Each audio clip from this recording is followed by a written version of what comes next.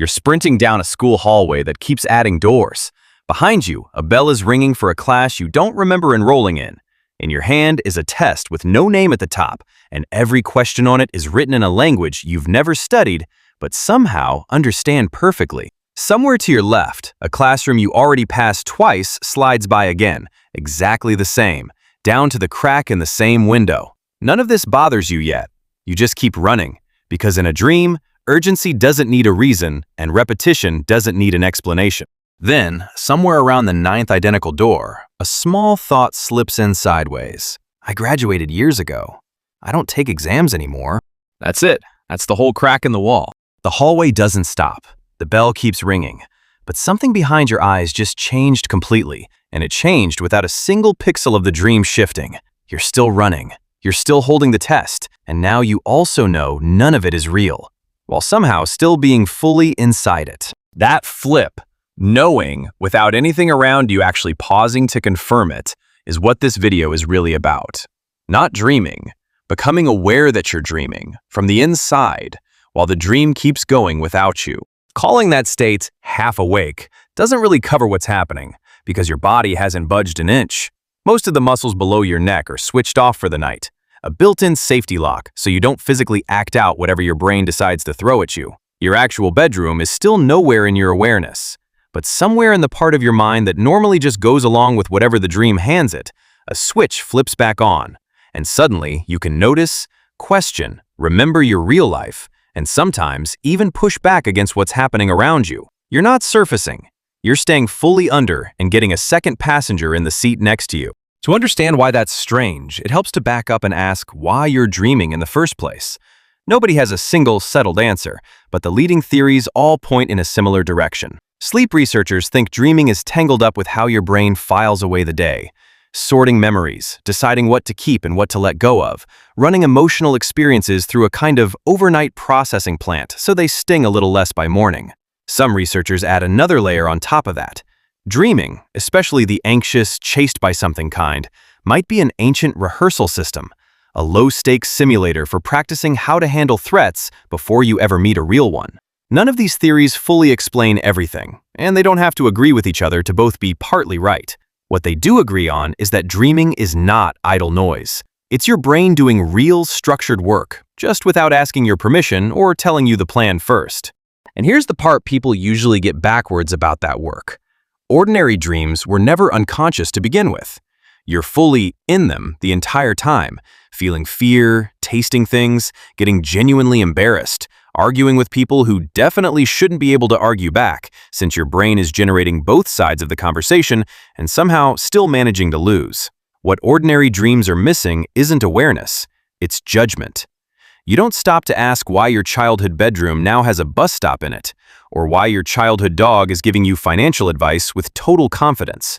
Your brain just accepts the bus stop and takes the advice under consideration. In waking life, you're constantly fact-checking your surroundings without ever noticing you're doing it. How did I get here? Does this make sense?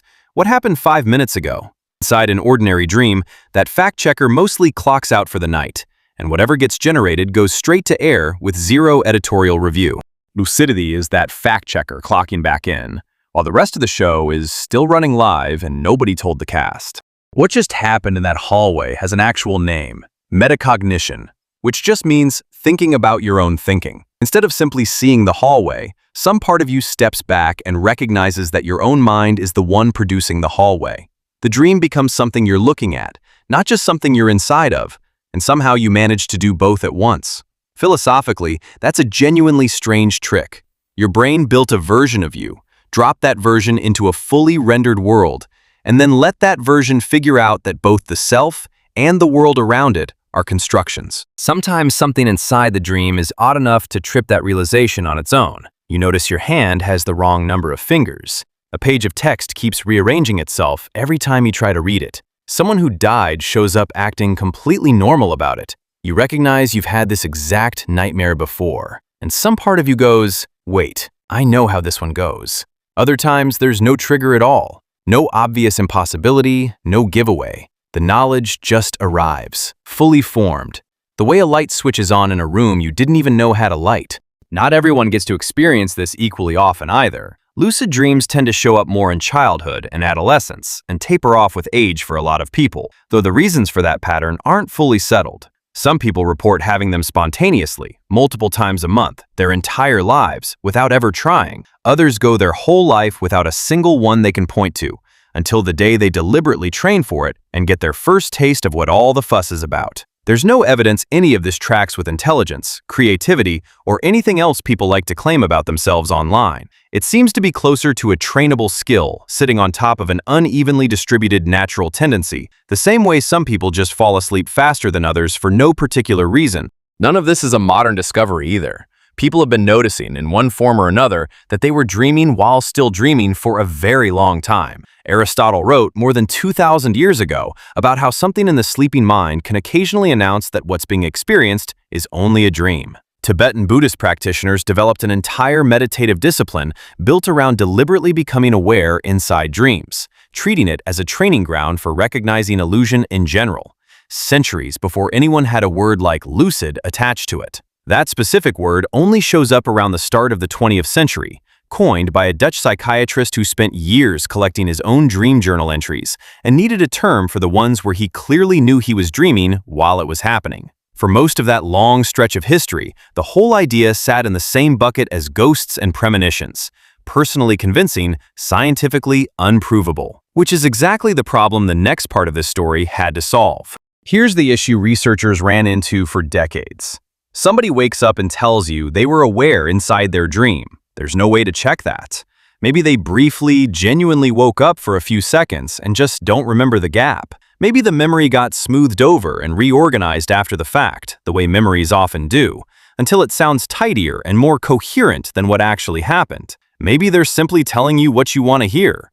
A claim with zero physical evidence attached to it isn't really a finding, it's a story. What broke the deadlock was a strange loophole in how the dreaming stage of sleep actually works. During that stage, nearly every major muscle in your body gets deliberately switched off, locked down hard enough that you can't so much as twitch, no matter what your dream self is doing. But the muscles controlling your eyes are given an exception.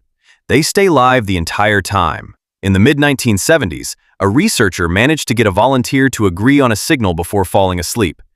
If you become lucid in there, move your eyes left, right, in a specific deliberate pattern, on purpose, like spelling something out in a code only the two of you know.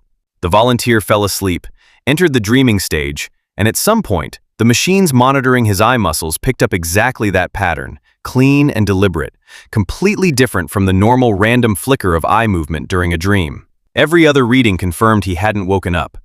He'd sent a message out from inside a fully locked room. That single result did something huge. It turned lucid dreaming from an unverifiable personal story into something you could actually catch on a machine, replicate, and timestamp. Once that door opened, other labs repeated it, refined it, and started using that same signal as a kind of internal doorbell. A dreamer could ring it the instant they became lucid, again when a task was done, and researchers on the outside could line up exactly what was reported afterward with exactly what the sleeping body was doing at that precise second.